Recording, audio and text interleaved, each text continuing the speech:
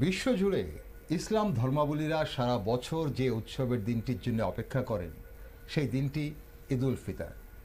গোটা রমজান মাস ধরে নির্দিষ্ট নিয়ম মেনে রোজা রাখেন ইসলাম ধর্মাবলীরা, আর এই মাস সম্পূর্ণ হয় ঈদের চাঁদ দেখার পর। তবে ঈদের জন্যে বিশেষ এক আকারের চাঁদ দেখা পাওয়া একটি গুরুত্বপূর্ণ দিক। বলা হয় ইসলাম ধর্মের এই আনন্দ উৎসব ইহাকালীন ও পরকালীন দৃষ্টিভঙ্গি থেকে অত্যন্ত তাৎপর্যপূর্ণ। গোটা বিশ্বের মুসলিমদের জন্যে পবিত্র ঈদ উল ফিতর অনাবিল আনন্দ বয়ে নিয়ে আসে। ঈদ উল ফিতর যেমন কঠোর সাধনার সমাপ্তি ঘোষণা করে, অপরদিকে তার নির্মল আনন্দ বয়ে আনে। তাই তো ঈদ মানেই পরম আনন্দ, ঈদ মানেই খুশির উৎসব। ঈদ ধনী গরিব সব মানুষের মহামিলনের বার্তা বহন করে। সমাজের সব শ্রেণী সব পেশার মানুষের একসঙ্গে নামাজ পড়ার সুযোগ এনে দেয় ঈদ। মুসলিম ধর্মাবলীদের জন্য ঈদ নিছক উৎসবই নয়, বরং এটি একটি গুরুত্বপূর্ণ ইবাদতও বটে। তবে ঈদের চাঁদ এক এক দেশে এক এক দিন দেখা যায়। 2025 সালে ভারতে রমজান মাস 2রা মার্চ থেকে শুরু হয়েছে, যার ফলে মনে করা হচ্ছে যে ভারতে ঈদ উল ফিতর 31শে মার্চ সোমবার পালিত হতে চলেছে। নমস্কার, আমি দীপেন আর আপনারা দেখছেন নিউজ ভ্যানগার্ড। ঈদ উল ফিতর নিয়ে আজকের এই বিশেষ অনুষ্ঠানে আমার সাথে রয়েছেন আগরতলা টাউন কেন্দ্রীয় জামা মসজিদের খতিব মৌলানা আব্দুর রহমান। স্বাগত মৌলানা সাহেব আপনাকে অনুষ্ঠানে। মৌলানা সাহেব, প্রথমে যেটা জানবো যে বিভিন্ন দেশে ঈদ উল ফিতর পালনের সময় আলাদা হয়। শোনা যায় যে কোনো একটা সময় এটা কি সারা বিশ্বে নাকি একই দিনে ঈদ উল ফিতর পালন করা হতো। তো এবছর কবে কোথায় পালিত হচ্ছে এবং আমাদের এখানে এই দেশে আমাদের দেশে ভারতবর্ষে ঈদ কবে পালিত হচ্ছে? প্রথমে সর্বপ্রথম আপনাকে এবং আপনার এই নিউজ ভ্যানগার্ডের পরিবারের সকল সদস্যদেরকে এবং আপনার এই নিউজ ভ্যানগার্ডের মাধ্যমে চ্যানেলের মাধ্যমে রাজ্যের এবং রাষ্ট্রের সকলকে জানাই আন্তরিক ঈদ মোবারক ও ঈদের প্রাণ ঢালা শুভেচ্ছা ও মোবারকবাদ। বৎসরে চাঁদের হিসাবে প্রত্যেকটা মাসের শুরুতে এবং সমাপ্তিতে একটা চাঁদের অপেক্ষায় থাকে মানুষ। চাঁদের হিসাবে যেরকম 12 মাস মুহররম, সফর, রবিউল আউয়াল থেকে নিয়ে জিলহজ পর্যন্ত যত প্রত্যেকটা মাসের চাঁদ দেখার যে আকাঙ্ক্ষা বা প্রত্যাশা বা অপেক্ষা থাকে, তার তুলনায় পবিত্র মাহে রমজানের সমাপ্তিতে ঈদ উল ফিতর পালনের প্রত্যাশায় পশ্চিম আকাশে চাঁদ দেখার অপেক্ষার অবস্থানটা একটু ব্যতিক্রম। আচ্ছা, সারা বিশ্বের ইসলাম বিশ্বাসী মুসলমানরা সেই পশ্চিম আকাশে সূর্য অস্ত যাওয়ার পরে তাকিয়ে থাকে কখন সে বাঁকা চাঁদ দেখবে আর ঈদের উৎসব আনন্দ উপভোগ করবে। আচ্ছা, সেই হিসাবে এই 2025 সালে আমাদের ভারতবর্ষে আজকে অর্থাৎ 30শে মার্চ বিভিন্ন জায়গায়, বিভিন্ন এলাকায়, বিভিন্ন প্রান্তে পশ্চিম আকাশে ঈদের বা শাওয়াল মাসের চাঁদ দেখা গেছে। এই হিসাবে আগামীকাল 31 মার্চ রোজ সোমবার ভারতবর্ষের সব জায়গায় ঈদ উল ফিতর পালিত হবে। আচ্ছা, আর এই ঈদ পালন করার ক্ষেত্রে অথবা রমজানের রোজা শুরু করার ক্ষেত্রে চাঁদ দেখার যে বিষয়টা, এটা যেটা ইতিপূর্বে আপনি বলেছিলেন যে এখানে একটা সময় এরকম ছিল যে সারা বিশ্বের একই দিনে ঈদ পালন করা হতো, এই বিষয়টা মূলত আসলে সঠিক না। আচ্ছা, কারণ এটা পৃথিবীর ভৌগোলিক মানচিত্রের দিক থেকে টাইমিংটা অনেকটা চেঞ্জিং আছে। প্রত্যেকটা দেশের আলাদা আলাদা একটা টাইমিং, একটা ডিফারেন্স আছে। আচ্ছা, আর এই হিসেবে এই চাঁদ দেখার ব্যাপারে রমজানের রোজা শুরু করা অথবা ঈদ পালন করার এই ব্যাপারে যে গাইডলাইন এবং রুলসটা, সেটা হলো এই যে একটা দেশে যে কোনো প্রান্তে 2 জন গ্রহণযোগ্য সাব্যস্ত সাক্ষীর মাধ্যমে যদি চাঁদ দেখার প্রমাণ পাওয়া যায়, আচ্ছা, এই প্রমাণ এবং সাক্ষীর ভিত্তিতে ওই পুরা দেশে ঈদ বা রমজানের রোজার প্রারম্ভর ঘোষণা হবে। এটা সবাই পালন করবে। এটা একটা দেশের উপরে ভিত্তি করে এটা অন্য আরেকটা দেশ অনুসরণ করবে না। আচ্ছা, মনে করো আমাদের পার্শ্ববর্তী রাষ্ট্র বাংলাদেশ, বাংলাদেশে যদি দেখা যায় যে চাঁদ দেখা গেছে, কিন্তু আমাদের ভারতবর্ষে কোথাও গ্রহণযোগ্য সাক্ষীর মাধ্যমে চাঁদ দেখা যায়নি, আচ্ছা তাহলে বাংলাদেশের ঘোষণার উপরে ভিত্তি করে ভারতবর্ষ ঈদ পালন করবে না। আচ্ছা এটাই নিয়ম। আচ্ছা ব্যাপারটা হয়েছে আমাদের চাঁদের হিসাবের যে মাসটা, এটা 29 অথবা 30 হয়, এটা 28 হয় না, 31 হয় না। আচ্ছা তো এটা হয় কি, হয়তো 29 হবে অথবা 30 হবে। এবার 29 রমাজান পালন করার পরে দেখা গেল পুরা ভারতবর্ষে মেঘাচ্ছন্নতার কারণে অথবা অন্য কোনো কারণে চাঁদ নজরে পড়লো না করো, কিন্তু হয়তো চাঁদ উদিত হয়েছে, চাঁদ উঠেছে, কিন্তু পুরা ভারতবর্ষের কেউ চাঁদ দেখে নাই। এবার এটাকে এই বিষয়টাকে কেন্দ্র করে এবার ঈদ পালন করা যাবে না, এটা সচক্ষে চাঁদ দেখতেই হবে। আর যেহেতু 30-এর পরে অবশ্যই চাঁদ উদিত হয়, 31 যায় না, তাই 30 কমপ্লিট করে পরের দিনে ঈদের ডিক্লারেশন হয়। আর 29-এর দিনে একটু কনফিউজ থাকে। ওকে, মানে 29-এ দেখা গেলে তাহলে 30 নম্বর দিনে পালন করা হবে। ওকে, তাহলে একটা যে কথা শোনা যায় যে সৌদি আরবে, এটা মানে শোনা যায়, এটা কতটা সত্যি আমি জানি না, যে সৌদি আরবে যখন চাঁদ দেখা যায় তখন বিশ্বের বিভিন্ন দেশ মানে তার সঙ্গেই ঈদ পালন করেন, এবং সৌদি আরবে যদি চাঁদ দেখা, যতক্ষণ না চাঁদ দেখা যায় ততক্ষণ বিশ্বের কোনো দেশই ঈদ পালন করেন, এটা কতটা সত্যি? না, এটা বিষয়টা এরকম না। আসলে সৌদি আরব তো টাইমিং এর দিক থেকে আমাদের এখানে খুব সম্ভব হয়তো 2.5 ঘন্টা আগে তাদের টাইমিং এর মানে চলে। তো সেই হিসাবে স্বাভাবিকভাবে সবসময় তাদের একদিন আগে রোজা শুরু হয়, আচ্ছা, এবং ঈদও একদিন আগে হয়। আচ্ছা, এই হিসাবে তারা চাঁদও একদিন আগে দেখে, ভারতবর্ষের তুলনায় ঈদও একদিন আগে পালন করে। আচ্ছা, এটা সৌদি আরবের চাঁদ দেখার উপরে নির্ভর করে কোনো কিছু হয় না। সৌদি আরব স্বাভাবিকভাবে একদিন আগে রোজা পালন শুরু করে, ঈদও একদিন আগে তারা উদযাপিত করে, একদিন আগে হয়। অনেক সময় ঘটনাক্রমে সাডেনলি এরকম হতে পারে, একই দিনে সৌদি আরব এবং ভারতবর্ষ হয়ে যেতে পারে। আচ্ছা, উদাহরণস্বরূপ মনে করেন যে সৌদি আরব, আমাদের মানে মনে করেন সৌদি আরব আপনার 29-এ তারা চাঁদ দেখলো না, 30-এ দেখলো, তারা 30-এ দেখলো, ভারতবর্ষ 29-এ দেখলো। এই ঘটনাক্রমে একই দিনে হয়ে যেতে পারে। ওকে, আমরা চাঁদ দেখার ব্যাপারটা ঈদ উল ফিতরের সঙ্গে কিভাবে সম্পর্কিত সেই জায়গাটাতে জানবো, বা ইতিহাস কি বলছে সেটা শুনবো। কিন্তু তার আগে, যেহেতু আমাদের ঈদ নিয়ে অনুষ্ঠান এবং আগামীকাল অর্থাৎ 31শে মার্চ ঈদ আমাদের দেশে ভারতবর্ষে পালিত হচ্ছে, তো সবাইকে অবশ্যই ঈদ মুবারক। এবং ঈদ আগামীকাল আগরতলার এবং ত্রিপুরা রাজ্যের বিভিন্ন জায়গায় হয়তো ঈদের জমায়েত হবে।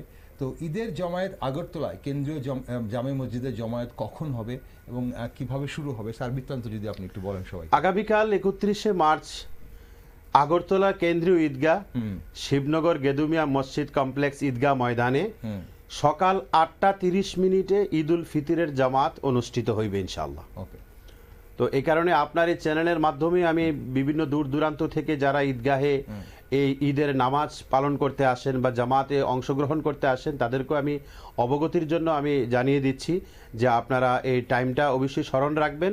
সকাল 8:30, আগামীকাল সকাল 8:30 ঈদ উল ফিতরের জামাত অনুষ্ঠিত হবে আগরতলার কেন্দ্রীয় ঈদগাহ শিবনগর গেদুমিয়া মসজিদ কমপ্লেক্সে।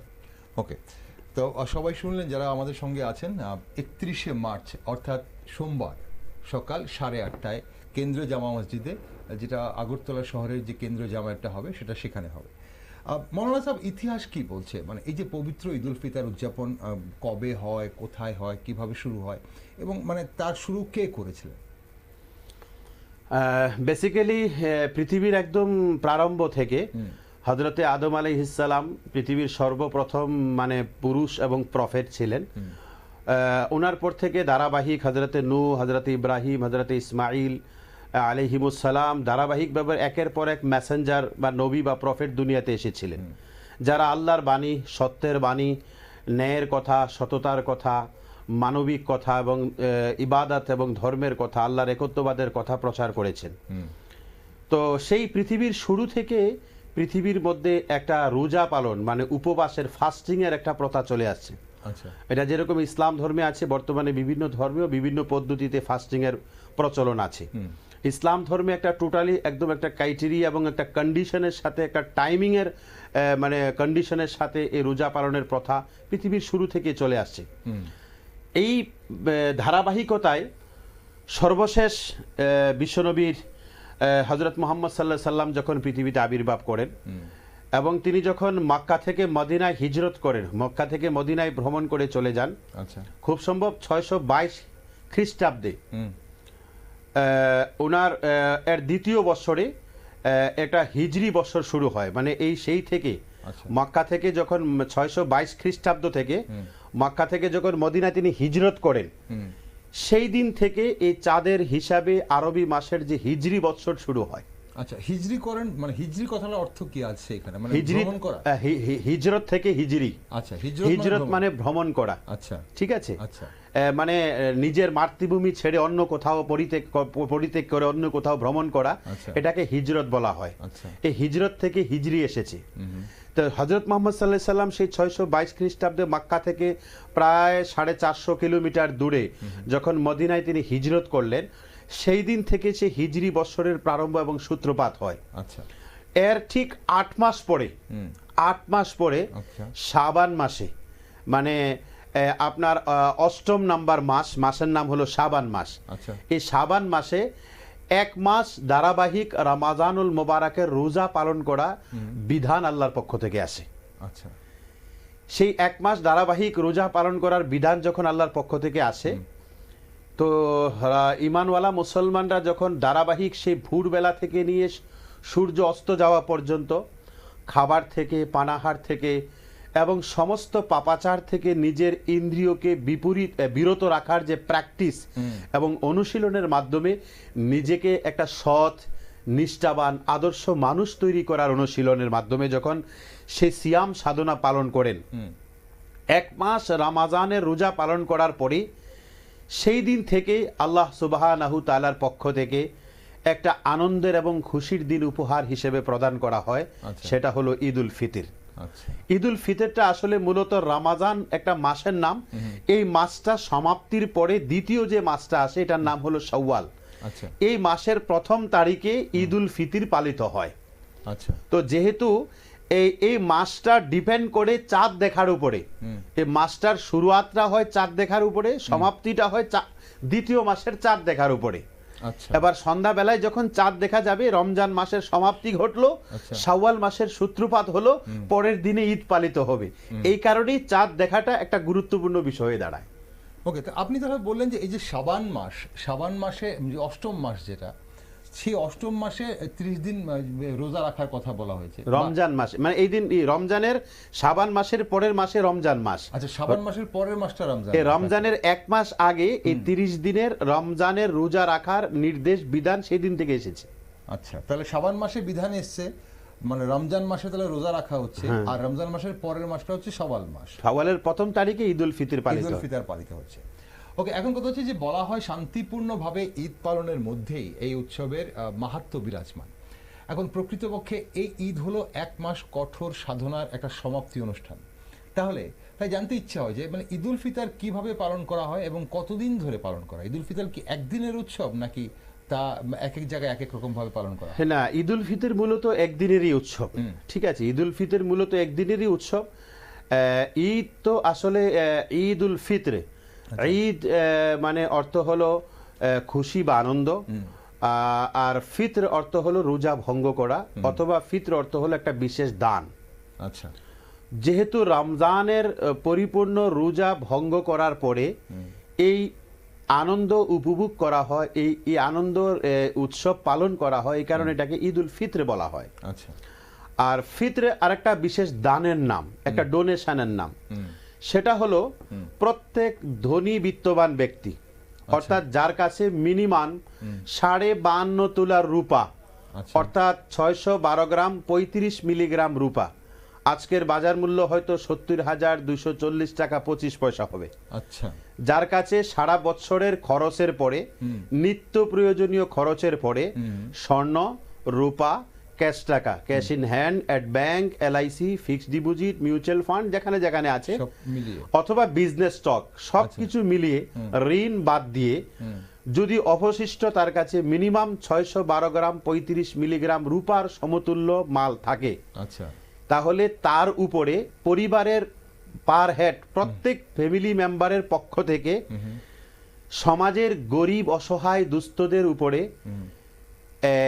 মিনিমাম 1 কেজি 633 গ্রাম আটা অথবা তার বাজার মূল্য, অথবা 3 কেজি 266 গ্রাম 3 কেজি 266 গ্রাম খেজুর অথবা কিশমিশ অথবা তার বাজার মূল্য সমাজের অসহায় গরিব দুস্থ মানুষকে সে বিতরণ করবে।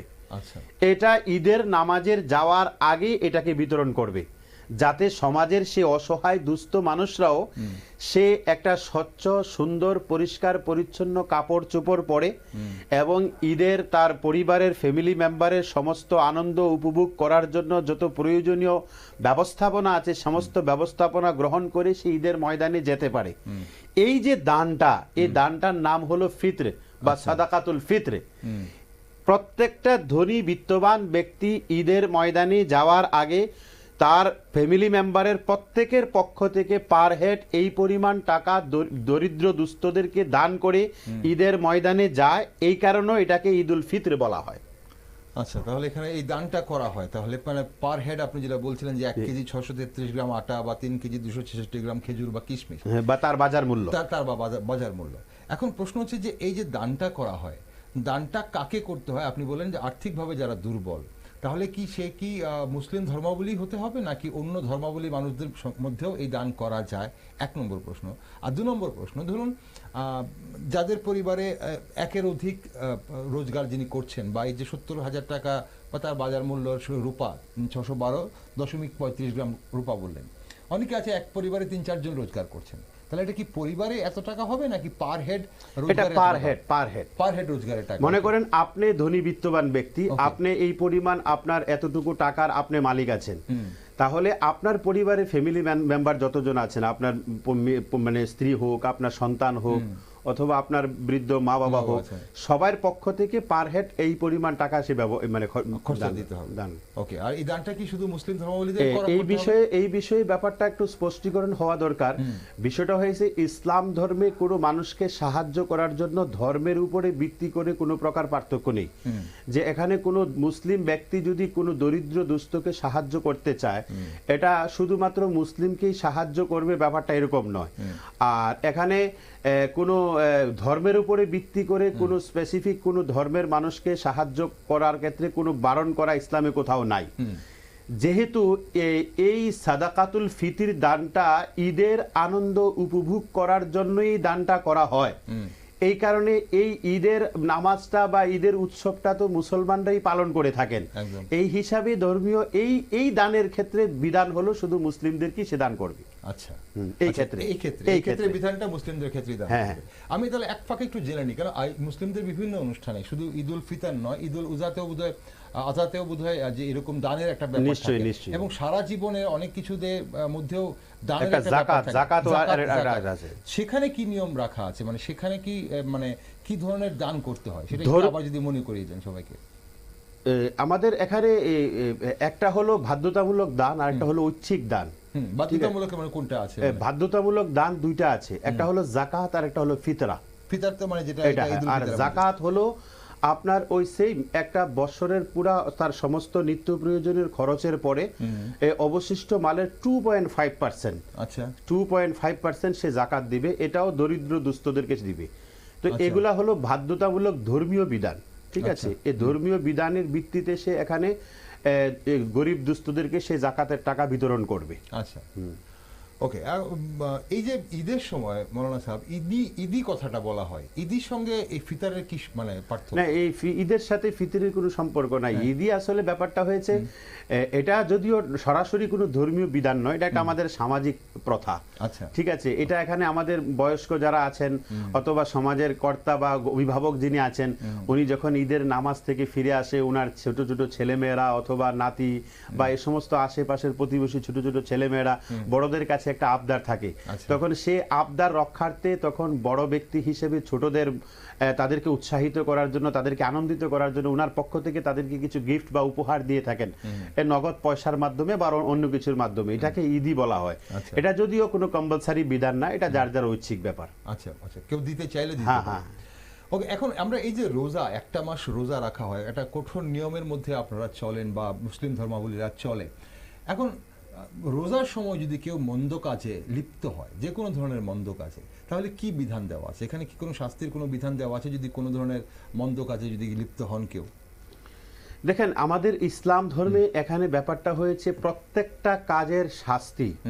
এখানে এখানে আপনার প্রত্যেকটা ইবাদত অর্থাৎ ধর্মীয় উপাসনার ক্ষেত্রে প্রত্যেকটার উপকারিতা এবং অপকারিতা এবং প্রত্যেকটা কাজের প্রতিদান এবং প্রত্যেকটা কাজের শাস্তি কোরআন এবং হাদিসে সুস্পষ্টভাবে উল্লেখ করা আছে। আচ্ছা। এবং এই সমস্ত প্রতিদান এবং তার শাস্তির বিষয়টা পরিপূর্ণ পরকালের সাথে সম্পর্কিত, ইহকালীনকারের সাথে কোনো সম্পর্কিত না। আচ্ছা। মনে করেন রমাজানের 1 মাস রোজা পালন করা প্রত্যেক সাবালক সুস্থ মানুষের উপরে কম্পালসারি অর্ডার, বাধ্যতামূলক, এটা অপশনাল না, ঐচ্ছিক না। আচ্ছা। যদি কেউ অসুস্থ হয় তাহলে সেটা ছাড়তে পারে, কেউ যদি সফরকালীন অবস্থায় থাকে তাহলে সে ছাড়তে পারে। আচ্ছা। ঠিক আছে, এরকম ভাবে মহিলারাও যদি মাসিক শারীরিক কোনো অসুস্থ থাকে সেও ছাড়তে পারে। আচ্ছা। এরকম আরো কোনো বিশেষ কোনো কারণে মানে এগুলা সে ছাড়তে পারে, কোনো গ্রহণযোগ্য রোজা না করলে পারবে তাহলে সে? হ্যাঁ হ্যাঁ, এটা পরবর্তী সময়ে সে রিকভারি করতে হবে। আচ্ছা। মনে করেন একটা লোক খুব অসুস্থ, ডাক্তার বলছে যে এখন সে রোজা রাখলে তার শারীরিক সে খারাপ অসুস্থ আরো হয়ে যাবে, এই মুহূর্তে তাকে রোজা যতদিন সে অসুস্থ থাকবে এতদিন সে রোজা ভাঙতে পারবে, মানে রোজা ছাড়তে পারবে। আচ্ছা। মনে করেন 10 দিন সে রোজা ছাড়লো, কিন্তু রমজানের পরে এই 10 দিনের রোজা সে রিকভারি করবে যখন সে পরিপূর্ণ সুস্থ হয়ে যাবে। আচ্ছা, মানে তাহলে আবার মানে বাকি সময়টাকে রিপিট করতে হবে। এবারে যদি মনে করেন এই বাধ্যতামূলক নির্দেশ কেউ যদি রোজা পালন করে, তাইলে তার পার্থিব দুনিয়ার কিছু উপকার আছে, তার শারীরিক উপকার হোক, সামাজিক উপকার হোক, তার আধ্যাত্মিক উপকার হোক। কেননা রোজা শব্দের অর্থই হলো বিরত থাকা। তার মানে এই সেই ভোরবেলা থেকে সূর্য অস্ত যাওয়া পর্যন্ত শরীরের প্রত্যেকটা ইন্দ্রিয়কে সমস্ত প্রকার পাপাচার থেকে বিরত রাখার প্র্যাকটিস এবং অনুশীলনের নামই হলো রোজা। আচ্ছা। এবার এই প্র্যাকটিস এবং অনুশীলনকে ভঙ্গ করে কেউ যদি কোনো পাপ কাজে লিপ্ত হয়, তাহলে তার রোজাটা যেই অর্থে আল্লাহ বিধান দিয়েছেন সেই অর্থে রোজা পালন করা হলো না। এটার শাস্তি আল্লাহ পাক পরিপূর্ণ পরকালেই রেখেছেন, ইহকালীন কোনো শাস্তির ইসলাম এটা বিধান নেই। আচ্ছা, পরকালে তাহলে শাস্তি পাবেন। ওকে, আমরা যদি রমাদান বা রমজান মাসের এই রোজার কথা বলি, রোজা নিয়ে অনেক তো নিয়ম তো অবশ্যই রয়েছে। এখন ছোট বড় পুরুষ মহিলা সবার জন্যই রোজার নিয়ম এক, সবাই নাকি আলাদা? রোজার নিয়ম কোনো আলাদা আছে কিছু কি, যে পুরুষদের জন্য একরকম বা না? না, এটা সবার জন্য একই নিয়ম। রোজার ক্ষেত্রে পুরুষ মহিলা বয়স্ক ছোটদের ক্ষেত্রে কারোর ক্ষেত্রে কোনো প্রকার ডিফারেন্স নাই। রোজা রাখার নিয়ম, রোজা ভঙ্গ কি কি কারণে হয় এবং রোজা কি কিভাবে পালন করতে হয়, এটা এক্স্যাক্টলি 100% সবার জন্য সমান। ওকে, আরো কিছু প্রথা বা এই যে ঈদুল ফিতর নিয়ে বা ঈদুল ফিতরের যে জামায়াত এবং জমায়েতটা যেটা হয় বা নামাজ পড়ার ব্যাপারটা, সেটা নিয়ে কিছু কথা জানা যায়। তবে একটা জিনিস জানবো যে ঈদুল ফিতরের দিন যদি কেউ যদি কেন্দ্রীয় জামায়াতে বা মসজিদে না যেতে পারে, কেউ যদি বাড়িতেই নামাজ পড়ে বা সে সফরকালীন অবস্থায় রয়েছে, রোজা রেখেছে হয়তো, তাহলে তাতে কি কোনো ধরনের সমস্যা আছে নাকি? মানে এখানে আমাদের জি ঈদুল ফিতরের যে জামাতরা, এটার ক্ষেত্রে আমাদের বিধান হলো একদম সবচেয়ে সর্বাধিক বড় জামাতে, মানে সংখ্যার দিক থেকে যেখানে অনেক বেশি বড় পরিমাণে জামাত হয়, যত বেশি বড় হবে ততই উত্তম। আচ্ছা, ঠিক আছে, মানে এখানে ইসলামের ভিতরে একটা ইউনিটি বা একটা ভ্রাতৃত্বের এখানে মেসেজ দেওয়া হয়েছে। কারণ ইউনিটি শুধুমাত্র ধর্মের ক্ষেত্রে না, প্রত্যেকটা ধর্মের আবার অনেক প্রকার অনেক রকমের কমিউনিটি আছে। তার মানে সর্বস্তরের লোক একসাথে খোলা আকাশের ময়দানে জামাতের সাথে ঈদুল ফিতর পালন করবে। যত বেশি পরিমাণে জামায়াত হবে এতটুকুই উত্তম। এবার ঈদের নামাজ পালন করাটা আসলে জামাতের সাথে নামাজ আদায় করাই ওয়াজিব, বাধ্যতামূলক। অন্যান্য নামাজগুলা যেরকম যদি জামাতের সাথে আদায় না করতে পারে সে একাকি ঘরে পড়তে পারবে, অপশন আছে। কিন্তু এই ঈদের নামাজের ক্ষেত্রে এই সুযোগ নেই। ঈদের নামাজ যদি জামাতে আদায় না করতে পারবে, একা একা ঈদের নামাজ পড়তে পারবে না। এবার এই কারোর যদি কোনো গ্রহণযোগ্য কারণ থাকে, কেউ অসুস্থ, তাহলে তো সেই ঈদের নামাজ ছেড়ে দিলে কোনো অসুবিধা হবে না। এবার কেউ যদি সফরকালীন অবস্থায় থাকে, এখানে তার উপরে ঈদের নামাজ বাধ্যতামূলক নয়, সে ছাড়তে পারবে। ঠিক, মানে সেই সফরকালীন অবস্থা যেখানে ছাড়তে পারবে, সেখানে ছাড়তে পারবে। ওকে, এখন আরেকটা কথা হচ্ছে যে ঈদুল ফিতরের দিন আপনি যেটা বলছেন যে এই যে কাল ধরুন 8:30, মানে সোমবার সকাল 8:30টার মধ্যে জামায়াত হবে, এখন সেখানে যাওয়ার জন্যে মানুষ কিভাবে যাবে? পরিষ্কার হয়ে যায় বলা হয়, এখন সেখানে কি নতুন পোশাক পরেই যেতে হয়, না পরিষ্কার পরিচ্ছন্ন পোশাক পরে যেতে পারবে? এটা এখানে নতুন পোশাকের কোনো বিষয় নাই, যেহেতু আনন্দের দিন, যেহেতু খুশির দিন। ব্যাপারটা হয়েছে প্রত্যেকটা খুশি যখন অনেক লম্বা তিতিক্ষা, মানে ত্যাগ, মানে কষ্ট এবং অনেক সাধনার পরে যখন কোনো আনন্দ আসে, এই আনন্দের পরিধিটা এবং এই আনন্দের অবস্থানটা অনেকটা বড় হয়, অনেকটা ব্যাপক হয়। তো একটা রোজাদার ব্যক্তি 1 মাস ধারাবাহিকভাবে সিয়াম সাধনা পালন করেন, এটার পরে আল্লাহ পাকের পক্ষ থেকে স্পেশাল গিফট উপহার হিসেবে ঈদ উল ফিতর বা আনন্দের দিন দেন। সেই হিসাবে প্রত্যেক ব্যক্তি সেই ঈদের ময়দানে পরিষ্কার পরিচ্ছন্ন কাপড় পরে পরিধান করে যাওয়া, এটা সুন্নত, এটা উত্তম। নতুন কাপড় শর্ত নয়, পরিষ্কার পরিচ্ছন্ন কাপড়, পরিষ্কার পরিচ্ছন্ন কাপড়টা প্রয়োজন, নতুন কাপড় নয়। আর আরেকটা জিনিস হচ্ছে যে ওই যে জামাতে যাওয়ার আগে এটা কি উপবাস করেই যেতে হয়, মানে কি সেদিনে সকালে স্নান করার না না, এখানে ঈদ উল ফিতরের ক্ষেত্রে সুন্নাহ তরিকা হলো যে সকালবেলা ঘুম থেকে ওঠার পরে ফজরের নামাজ তো ভোরবেলা পড়বে, এরপরে সে খুব ভালো করে পরিষ্কার করে স্নান করবে, গোসল করবে, তারপরে সে পুরা শরীরকে খুশবুদার বানাবে, আতর লাগাবে এবং সুগন্ধি যুক্ত করবে, এবং সে একটু মিষ্টি জাতীয় কোনো খাবার খাবে। আচ্ছা, যে কোনো মিষ্টি জাতীয় খাবার খাবে, সে মিষ্টি জাতীয় খাবার খেয়ে পরিষ্কার পরিচ্ছন্ন কাপড় পরে ঈদের ময়দানে যাবে। এটাই সুন্নাহ তরিকা, এটাই ঈদ পালনের একটা উত্তম পদ্ধতি। আচ্ছা, মৌলানা সাহেব, বলা হয় যে যেই পথ ধরে ঈদগাহে যায় বা মসজিদে যায়, যেখানে নামাজ জামাত পড়বে, জামায়াতের নামাজ পড়বে, সেখানে থেকে ওই পথে নাকি ফিরে আসে না, তার পেছনে কি কারণ? না, এখানে এটার একটা সুন্নাহ তরিকা হলো, মানে একটা উত্তম পদ্ধতি হলো যে এখানে যে রাস্তা দিয়ে ঈদের ময়দানে যাবে, যদি অন্য কোনো রাস্তায় এরকম ব্যবস্থাপনা থাকে, সে অন্য রাস্তা দিয়ে ফেরত আসবে। ঠিক আছে, এটা উত্তম পদ্ধতি, এটা বাধ্যতামূলক কোনো বিষয় না। আচ্ছা, ওকে। আরেকটা হচ্ছে যে নীরবে নিঃশব্দে প্রবেশ করতে হয় ঈদগাহে, না এমন কোনো বিষয় না, নীরবে নিঃশব্দে এমন কোনো কিছু বিধানে নেই। ওকে, আসলে দর্শক বন্ধুরা, আমরা যখন ঈদ নিয়ে কথা বলছি, ঈদ উল ফিতর অবশ্যই খুশির দিন, কিন্তু ঈদ উল ফিতর বলুন, রমজান বলুন, রমাদান মাসে যে এই যে রোজা রাখা হয়, একটা কঠোর একটা মানে সময় কিন্তু পার করে আসেন মুসলিম ধর্মাবলীরা, যেটা মৌলানা সাহেব বলছেন। এখন তারপর এই যে ঈদ উল ফিতর খুশির দিনে অনেক কাজ, অনেক কিছু করেন, অনেক আনন্দ করেন, কিন্তু তার মধ্যেও অনেকগুলো নিয়ম মানতে হয়। সেই নিয়মগুলো কি কি সেটাই আমরা জানার চেষ্টা করছি মৌলানা সাহেব থেকে। আগের দিন রাত্রেবেলা নাকি খুব গুরুত্বপূর্ণ হয়, ঈদ উল ফিতরের আগের রাতটা, মানে আমরা ধরে নিয়ে আমরা যখন আজ টক শো করছি, এই সময়ের যে সময়টা, এটা কিভাবে গুরুত্বপূর্ণ, এখানে কি করতে হয়, এই সময়টা কি করতে হয়? দেখুন, এটা দারুণ একটা প্রশ্ন করেছেন আপনি, আন্তরিকভাবে ধন্যবাদ জানাই আপনাকে, কারণ খুব একটা ইন্টারনাল বিষয় আপনি প্রশ্ন করেছেন, গুরুত্বপূর্ণ বিষয়, কারণ আপনি যে স্টেজে আছেন এই স্টেজে থেকে ওই বিষয়টা জানার কথা না। তো এই হিসাবে প্রথমে আপনাকে আন্তরিক ধন্যবাদ, একটা দারুণ প্রশ্ন করেছেন। বিষয়টা হয়েছে আল্লাহ সুবহানাহু তাআলা জেনারেলি পুরা বছরের প্রত্যেকটা দিনকে, প্রত্যেকটা রাত্রকে, প্রত্যেকটা সময়কে আল্লাহ সমানই সৃষ্টি করেছেন, কিন্তু তার মধ্যে কিছু কিছু সময়কে, কিছু কিছু রাত্রকে, কিছু কিছু দিনকে আল্লাহ পাক একটা আলাদা স্পেশালিটি দান করেছেন।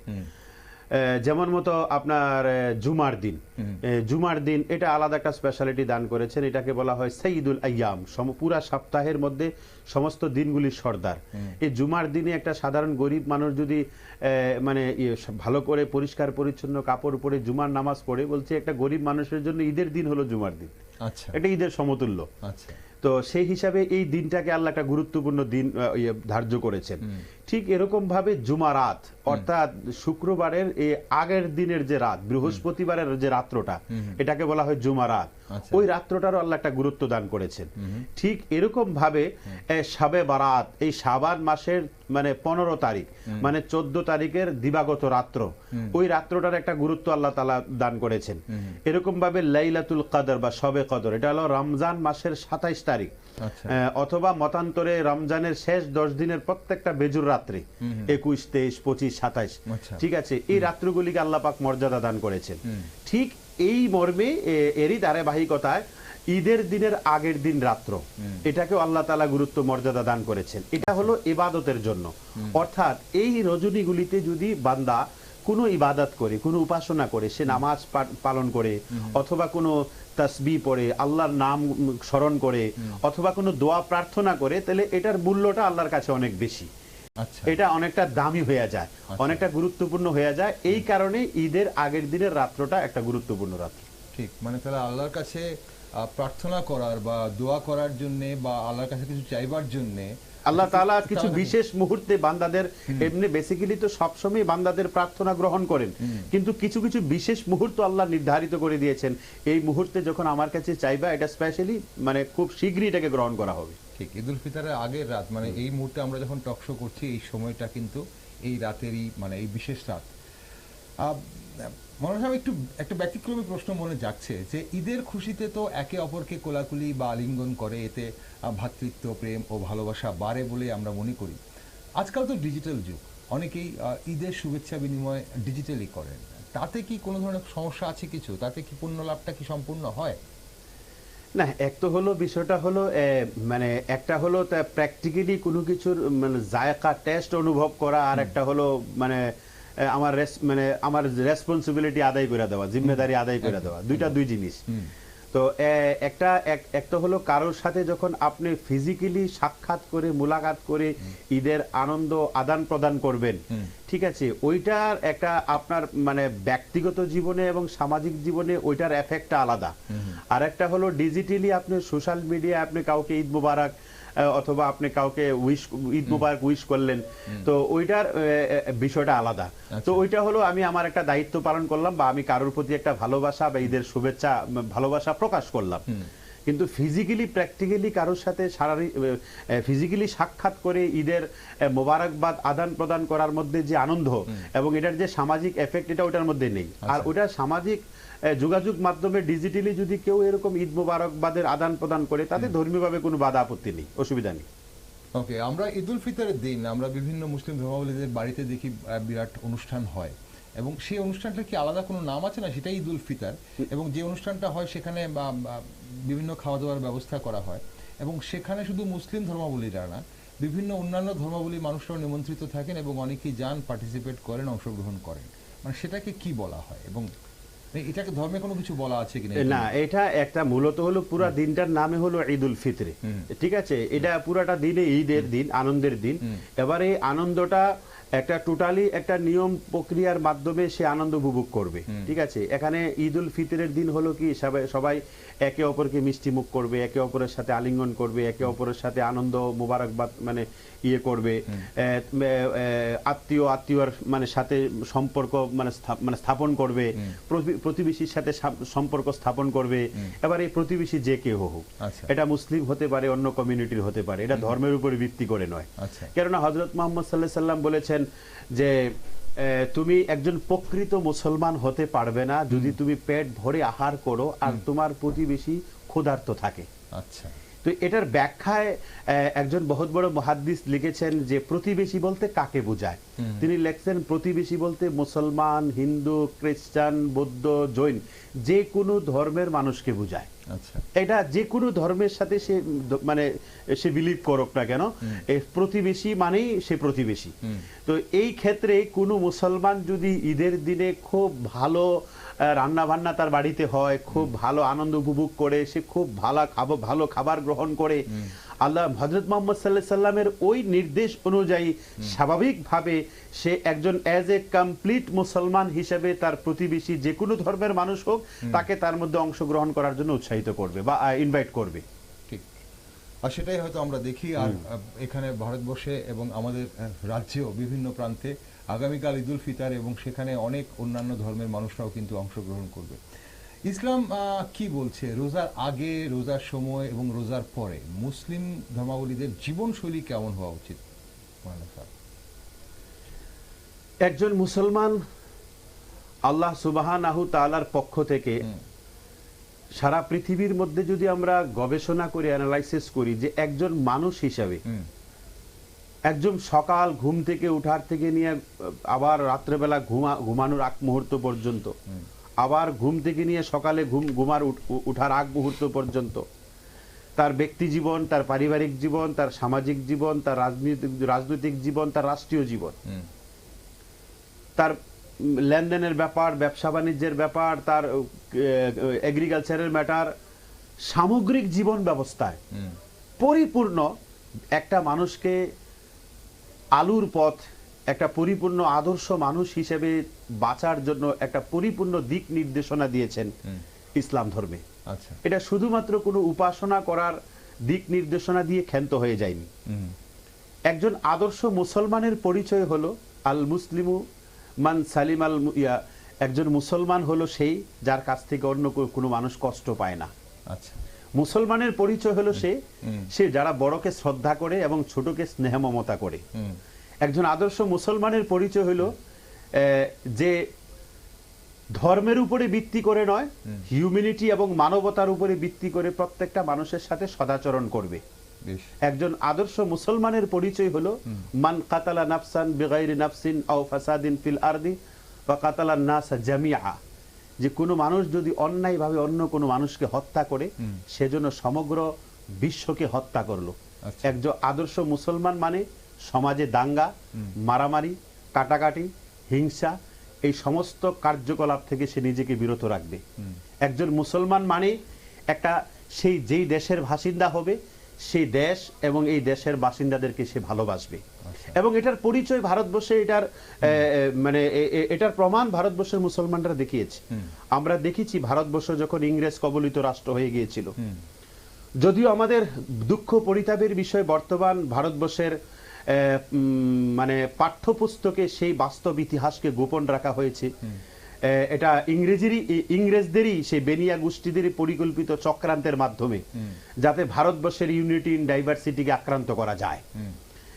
আমাদের এই ভারতবর্ষে যখন ইংরেজ কবলিত রাষ্ট্র হয়েছে, এই ভারতবর্ষে সর্বপ্রথম এই ভারতবর্ষের হিন্দু, মুসলমান, শিখ, ইসাই সকলের আত্মমর্যাদা, সকল ধর্মের সম্মান, ভারতবর্ষের সম্মান রক্ষা করার জন্য ইংরেজের বিরুদ্ধে যুদ্ধ করা ফরজ এবং বাধ্যতামূলকভাবে ফতুয়া দিয়েছিলেন। তিনি ছিলেন শাহ মৌলানা আব্দুল আজিজ দেহলভি রহমতুল্লাহ আলাই। এবং উনার এই ফতুয়ার ভিত্তিতে সিপাহী বিদ্রোহ হয়েছে। সেই সিপাহী আন্দোলনে ৫১,৫০০ ওলামা, মাদ্রাসা শিক্ষিত ওলামা এই রাষ্ট্রের জন্য ফাঁসির কাস্টে ঝুলেছিলেন, শাহাদাত বরণ গ্রহণ করেছিলেন। এই রাষ্ট্রকে স্বাধীন করার জন্য মৌলানা শেখুল হিন্দ মৌলানা মাহমুদুল হাসান দেওবন্দি থেকে নিয়ে, মৌলানা শেখুল ইসলাম হুসাইন আহমদ মাদানী রহমতুল্লাহ আলাই থেকে নিয়ে, মৌলানা আবুল কালাম আজাদ রহমতুল্লাহ আলাই থেকে নিয়ে ওনারা মহাত্মা গান্ধীকে অনুপ্রাণিত করেছেন সারা ভারতবর্ষের প্রেক্ষাপটটা, অবস্থানটাকে একটু সফর করে অনুভব করার জন্য এবং আগামী দিনের রুটম্যাপ তৈরি করার জন্য কি করে ইংরেজ মুক্ত এই ভারতবর্ষকে করানো যায়। এই ক্ষেত্রে এখানে আমাদের এই দেশ প্রেমের একটা কঠিন এবং চ্যালেঞ্জিং এর সাথে আমাদের ভারতবর্ষের মুসলমানরা সেটা প্রমাণ দিয়েছে। এই হিসেবে আমি যেটা বলতে চেয়েছি যে একজন আদর্শ মুসলমান মানে ধর্মের উপরে ভিত্তি করে নয়, জাতি এবং বর্ণের উপরে ভিত্তি করে নয়, প্রত্যেকটা মানুষ এবং মানবিক দিক থেকে মানবতার উপরে ভিত্তি করে প্রত্যেকটা মানুষের সাথে সমান সদাচরণ করবে, প্রত্যেকটা মানুষকে ভালোবাসবে এবং প্রত্যেকটা মানুষকে তার পক্ষে থেকে যাতে কেউ কষ্ট না পায়, প্রত্যেকটা মানুষ যাতে তার কষ্ট থেকে নিরাপদে থাকতে পারে, এইভাবে তার প্র্যাকটিসের মাধ্যমে তার জীবনশৈলী প্রতিষ্ঠা করবে, তৈরি করবে। এটা একজন আদর্শ মুসলমানের পরিচয়। বেশ, খুব সুন্দর বললেন মৌলানা সাহেব আপনি, এবং অবশ্যই যেখানে যে প্রসঙ্গটা আপনি তুললেন ভারতবর্ষের স্বাধীনতার কথা, তবে এটাই আমাদের সব কিছু উদ্বুদ্ধ করে আমাদের, কেন আমাদের দেশের স্বাধীনতা সংগ্রামীরা জাত পাত সব নির্বিশেষে আগে দেশকে স্বাধীন করেছিলেন এবং সেই মহান আত্মারা ছিলেন বলে আজ আমরা স্বাধীন দেশে বাস করছি। কিন্তু তারপরেও একটা দুঃখ তো থেকেই যায় যে জাতির ভিত্তিতে দেশটাকে ভাগ করা হয়েছে, এবং সেই প্রসঙ্গে না হয় আরেকদিন আপনার সঙ্গে আমরা আলোচনা করতেই পারবো যে কোথায় ভুল বা কোথায় ঘাটতি রয়ে গেছিল। কিন্তু আজ একদম অনুষ্ঠানের শেষ পর্বে চলে এসেছি আমরা। ঈদ উল ফিতরের আগামীকাল ঈদ উল ফিতর, খুশির ঈদ, এবং সবার মধ্যে খুশির বার্তা বয়ে আসুক এবং সবার জীবনে আনন্দের বার্তা বয়ে নিয়ে আসুক ঈদ, এটাই আমরা চাই। তো ঈদ উপলক্ষে দর্শক বন্ধুদের জন্য আপনার শেষ বার্তা কি থাকবে আজকের অনুষ্ঠান থেকে? আবার রাজ্যবাসীকে আগামীকাল ঈদ উল ফিতর, রাজ্যবাসীকে জানাই আন্তরিক ঈদ মোবারক ও প্রাণ ঢালা ঈদের শুভেচ্ছা। এই ঈদ মানে আনন্দ, ঈদ মানে উৎসব, ঈদ মানে খুশি। এই খুশি শুধুমাত্র একটা জাতিগোষ্ঠী বা একটা ধর্মের মানুষের জীবনেই সীমাবদ্ধ থাকুক, এটা আমাদের একান্তই আকাঙ্ক্ষা বা ইচ্ছা নয়। এই ঈদের আনন্দ এবং উৎসবকে কেন্দ্র করে আমাদের ত্রিপুরা রাজ্যের এবং আমাদের এই ভারতবর্ষের প্রত্যেকটা ধর্মের, প্রত্যেকটা বর্ণের, প্রত্যেকটা গোত্রের, প্রত্যেকটা পরিবারের, প্রত্যেকটা সদস্যের, প্রত্যেকটা মানুষের মনে সমানভাবে ঈদের আনন্দ পৌঁছে যাক। সবাই ঈদের আনন্দ উপভোগ করুক। আল্লাহ তাআলার কাছে এই রাষ্ট্রের এবং এই রাজ্যের সামগ্রিক শান্তি, সম্প্রীতি এবং সংহতি এবং সমৃদ্ধির জন্য আন্তরিকভাবে ঈদের প্রাক মুহূর্তে দোয়া করছি, যাতে পৃথিবীর ভৌগোলিক মানচিত্রে আমাদের এই দেশ, এই মহান রাষ্ট্র মাথা উঁচু করে দাঁড়িয়ে থাকতে পারে। আবারও সকলকে ঈদের শুভেচ্ছা। সকলেই ভালো থাকেন, সুখে থাকেন। অসংখ্য ধন্যবাদ মৌলানা সাহেব আজ আমাদের সঙ্গে থাকার জন্য। আপনাকেও অনেক ঈদের শুভেচ্ছা, ঈদ মোবারক, ঈদ উল ফিতর আপনারও ভালো কাটুক। অসংখ্য ধন্যবাদ সঙ্গে থাকার জন্য আজ। দর্শক বন্ধুরা, পবিত্র ঈদ শুধু একটি ধর্মীয় উৎসবই নয়, এর সামাজিক গুরুত্বও কিন্তু অপরিসীম। অসচ্ছল পরিবারগুলোর সচ্ছলতা ফিরিয়ে আনতে বা কর্মহীনদের কর্মসংস্থানের ব্যবস্থা করতে ঈদ যথেষ্ট ভূমিকা রাখে। তাই ঈদের খুশি হয় অত্যন্ত নির্মল। এক মাস রোজা রাখার পর ঈদের নামাজ আদায় শেষে ঈদগাহ ময়দানে একে অপরের সাথে আলিঙ্গন করে মুসলমানরা রোজার কারণে ক্ষুধার্ত তৃষ্ণার কষ্ট ভুলে যায়। তাই ঈদের অনাবিল আনন্দে প্রতিটি মানুষের জীবন পূর্ণতা পায়। এবারের ঈদ সবাইকে ভালোবাসার বন্ধনে আবদ্ধ ঐক্যবদ্ধ করুক। সবাই ভালো থাকুন। আর দেশ, দুনিয়া ও রাজ্যের বিভিন্ন নিউজ, আপডেট এবং টকশো দেখার জন্য চোখ রাখুন শুধুমাত্র নিউজ ভ্যানগার্ডে।